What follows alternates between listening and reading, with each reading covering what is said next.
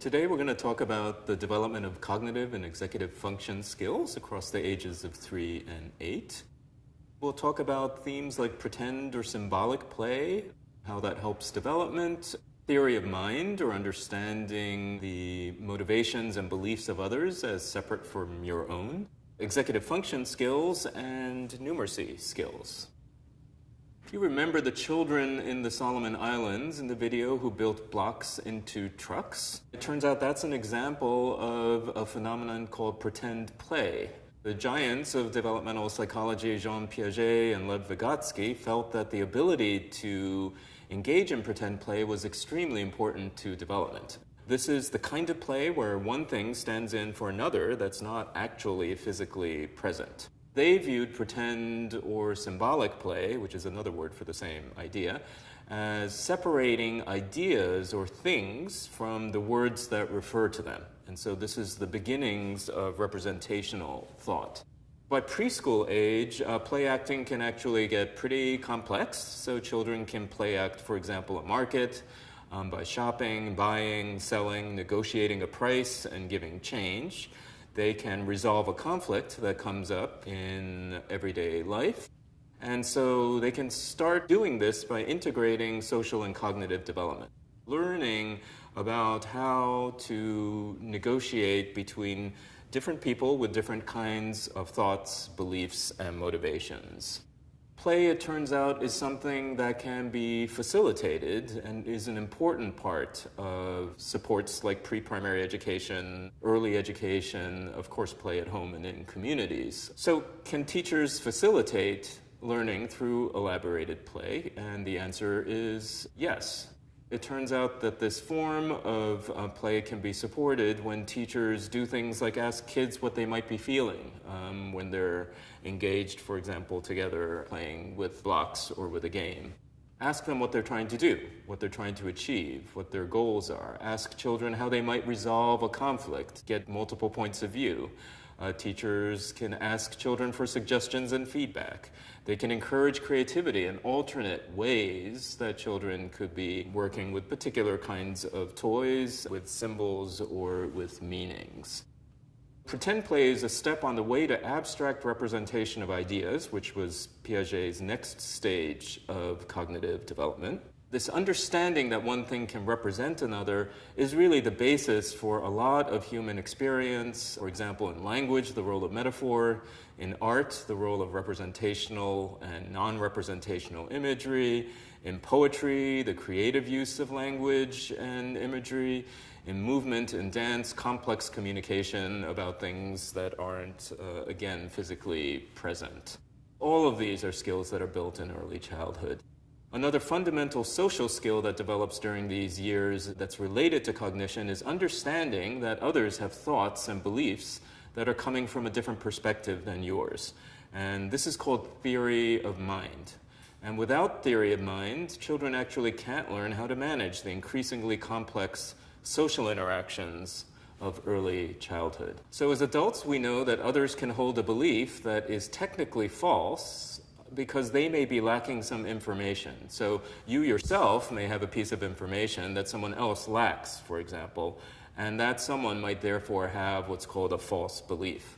So when do children learn this? Not surprisingly, in early childhood.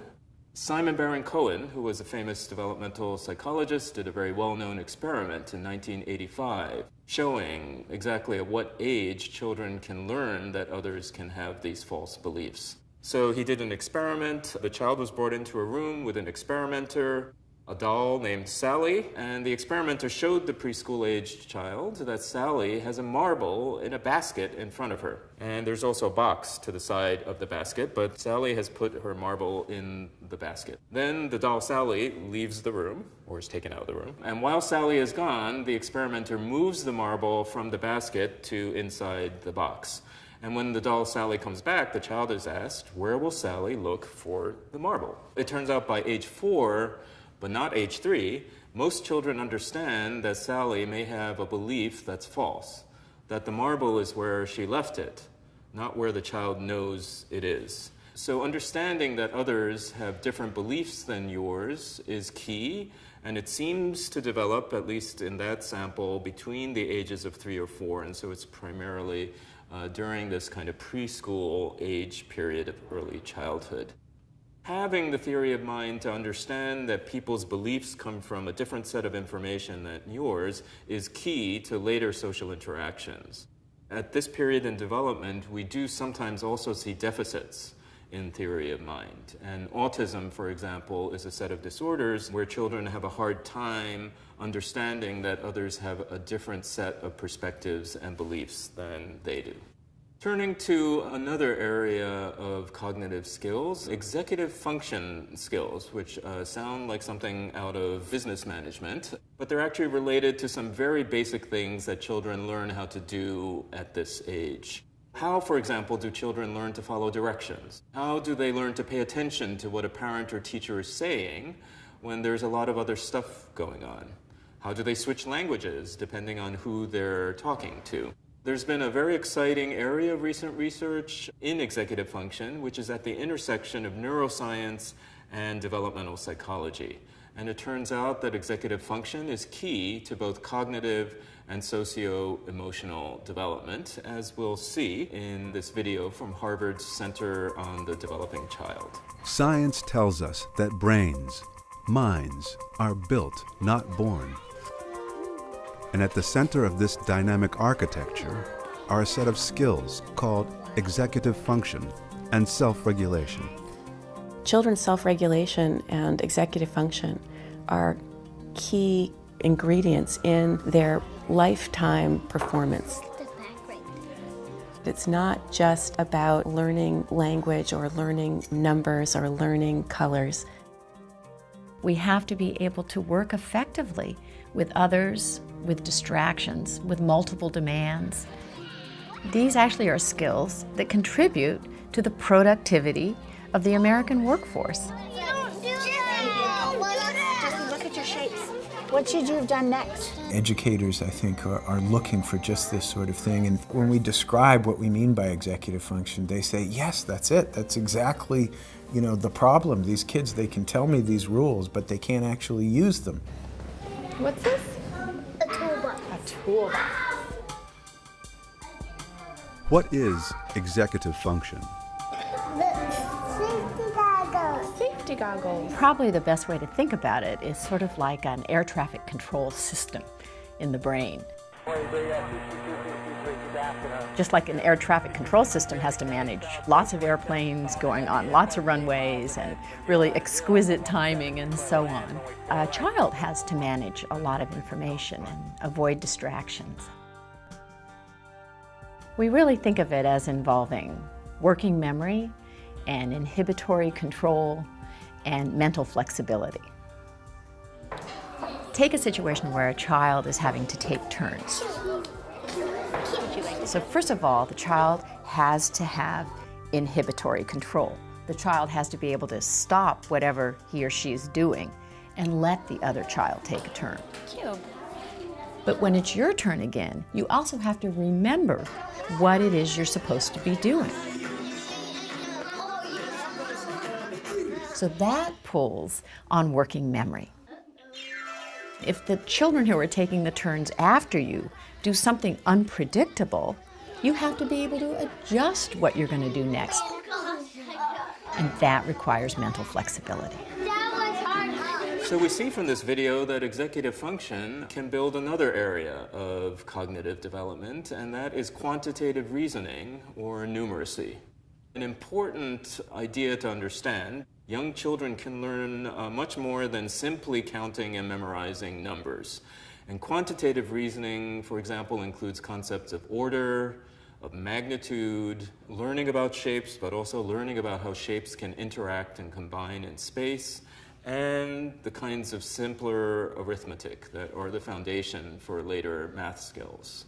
Just as an example, what can children learn with shapes? They can compare magnitude, of course, big, small, smaller shapes. They can understand the names and properties of shapes. They can combine them into composites. They could take two triangles and put them together into a square, or a trapezoid. They can create even more complex combinations. So they could take two shapes and turn them into a part of an animal, take some other shapes and make a complete animal. And these kinds of approaches to spatial skills, it turns out, are related to later skills, even language skills in primary school. Now we've learned a little bit about how children learn how to think about others, how to pay attention, understand quantity and shapes and space. But how does the process of learning these skills vary in different cultures? And for example, do young children really only learn in preschools, or do they also learn in community contexts? A developmental psychologist, Barbara Rogoff, has spent years observing how children learn in indigenous communities and probably has become most well known for her work in rural Mayan communities, for example, in Guatemala. Some view these communities as being at risk, so to speak, because of low levels of formal education among parents, for example. But she saw strengths. And she, in fact, saw another way of learning, an approach to cognitive development that was based in communities. This idea is encompassed in a phrase called intent participation. What intent participation means, according to Rogoff, is that children learn through participation in community and household activities, rather than in activities that are only intended for their own learning, like preschool education. For example, by helping with chores, we could see that the girl on the left learns about ideas of volume and size and weight. The boy on the right, walking with his father from the fields, might be learning about counting. Both the girl and the boy might be learning about calculating time and distance. What can a child learn from an older sibling who is washing dishes? She could be learning about counting, about the order of actions, about spatial skills, about balance, hygiene, and following directions.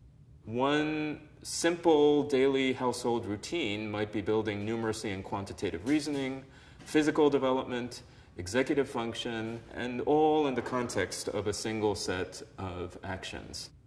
So we see here that culture can have a profound influence on learning, that a great deal of learning happens outside of formal programs like center-based preschool, and that learning is really the work of early childhood and happens every moment the child is awake, in community contexts, in family contexts, in networks in the community, interacting with objects, with foods, utensils, bottle caps, local materials, and in interacting with siblings, cousins, adults, and community members. And so sometimes we talk about this distinction as the one between formal learning that might happen in settings that are all about the child's learning, like preschools, but also non-formal learning, which happens in the routines of everyday life and community livelihoods.